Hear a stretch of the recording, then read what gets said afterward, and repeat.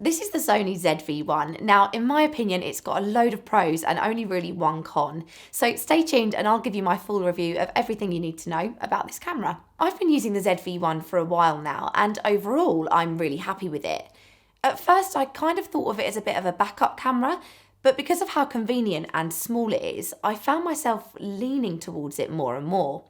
I can only apologise for the dad joke. It's done now. Let's move on.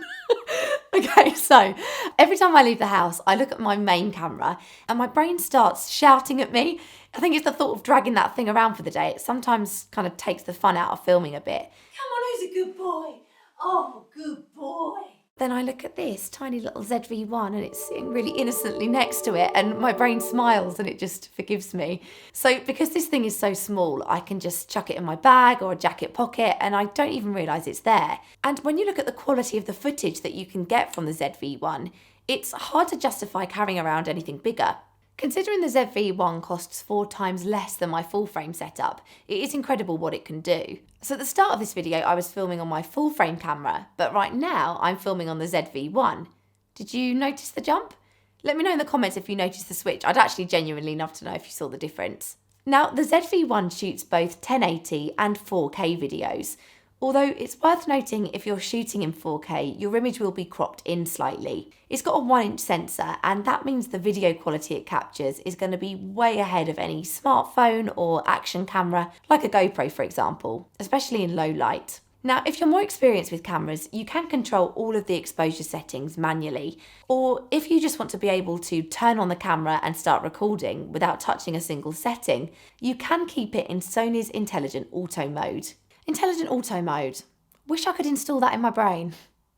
In this mode, the camera literally does all the work for you. It detects the scene and it gives you the best settings for any situation. The lens on this thing is the equivalent of a 24 to 70mm, meaning you get a nice wide shot at the 24mm end, but you can still zoom into your subject for a closer look. And the aperture of the lens opens up to a very wide 1.8, meaning not only can you capture crisp images in low light conditions, but you can also get that nice blurry background that makes your shots look so much more cinematic. In comparison, a lens with the same spec for my full frame camera would cost over £2,000, and that's just for the lens. Along with this great lens, you also get a built-in ND filter, which is really rare for a compact camera. An ND filter is basically a bit like a pair of sunglasses for your lens.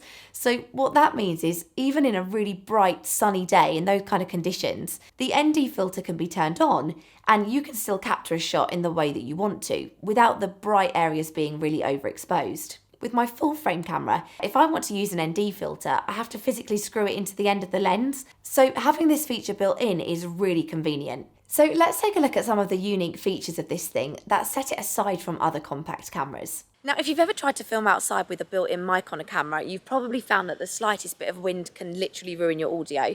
But the ZV-1 comes with this. It's a little wind muff that you can attach on top of the camera and it will stop that wind noise from ruining your shot. What you're hearing now is audio that's being recorded directly by the camera, and what's unique about the ZV-1 is it actually has a directional mic built in, and what that means is it records more sound in front of the camera than behind it, which is great for situations like vlogging, where you want the focus to be on the person that's talking as opposed to any background noise. So this is what it sounds like from the front, and as I walk round the camera, the volume will actually get a little bit quieter. As I come back round towards the other side, it should start to get a little bit louder again. And that's really unusual. You don't normally get that with a built-in mic. So usually, in order to achieve a blurry background in your video, you need to make a lot of manual adjustments to the settings. You need to open the aperture, raise the shutter speed, add a filter, lower the ISO. But with the ZV-1, it has this magical button and you simply press it and it will instantly make the background blurry. And if I press it again, then everything comes back into focus. So this is perfect for somebody who doesn't really want to be fiddling around with manual settings. Next up, we have another unique feature and it's called the product showcase feature. So let's say you want to hold up a product to the camera.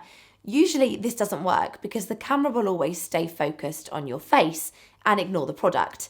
And that's why you often see people holding their hand out behind the product to help it focus, or trying to hide their face so that the camera focuses on the object instead. It's a bit of a chasing forward and back situation.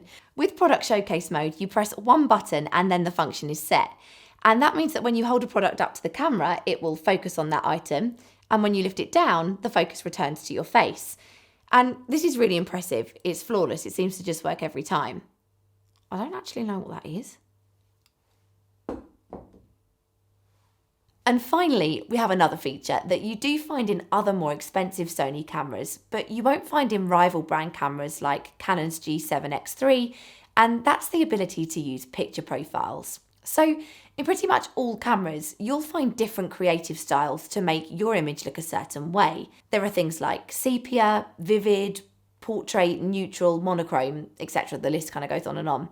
But it's basically a bit like using an Instagram filter. The ZV-1 also has these standard creative styles, but as well as this, it allows you to control things in a lot more depth. There's several default picture profiles built in, but you can also fully customize your own and save them to the camera, so you can create the exact look you're going for. You can control pretty much everything from the shadows, highlights, contrast, saturation, and you can even change the levels of each individual colour. So you can boost the reds for a warmer look, or turn up the greens if you're going for that reptilian overlord look. But being able to fully customise your own picture profile means you can have your footage looking perfect straight out of the camera with no editing or colour grading required. So I mentioned at the start of this video that the ZV-1 has many pros and just one con. Well, let's get into that. So the stabilisation has 3 modes. You can either have it turned off, which is only recommended if the camera is on a tripod. You can have it turned on to standard, and this is great if you're standing still and filming with a small bit of movement. It'll remove any micro jitters you get when filming with the camera handheld.